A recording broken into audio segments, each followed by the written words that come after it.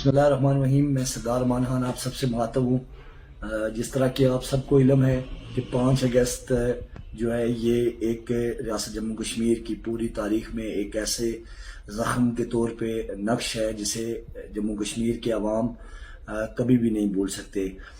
5 اگست 2019 کو ہندوستان نے جموں کشمیر کے شناخت کو ختم کرنے کے لیے،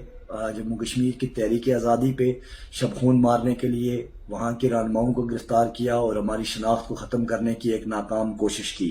5 اگست کا جو دن ہے یہ جموں کشمیر کی عوام پہ ہمیشہ ہی جو ہے یہ ان کے لیے ایک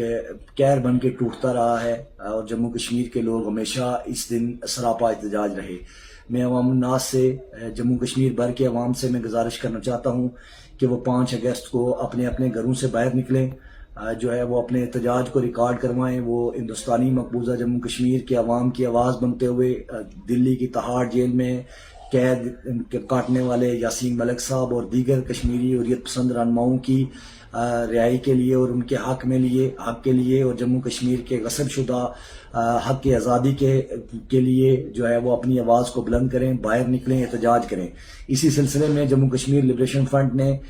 5 اگست کو بیٹھک بلوچ کے مقام پہ ایک جلسہ عام کا